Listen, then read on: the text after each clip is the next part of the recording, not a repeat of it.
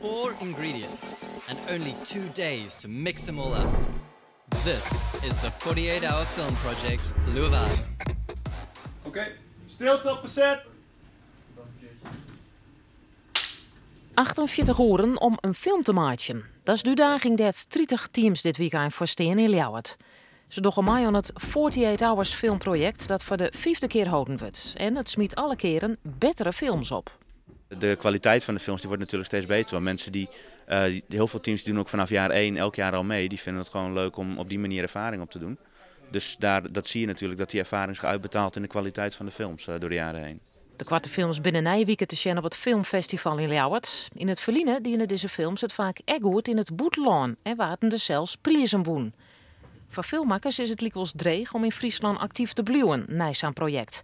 Er is geen werk en dat moet oors, vindt de organisatie. Voor die is best wel een kweekvijver qua talent gebleken, zeg maar. En talent wat komt bovendrijven, wat dan noodgedwongen, omdat ze niet willen verhuizen, maar hier willen blijven wonen, dan toch maar een ander baantje gaan zoeken, omdat hier gewoon geen filmwerk is. Ja, dat is waste of talent, dat is zonde, dat moet gewoon ophouden.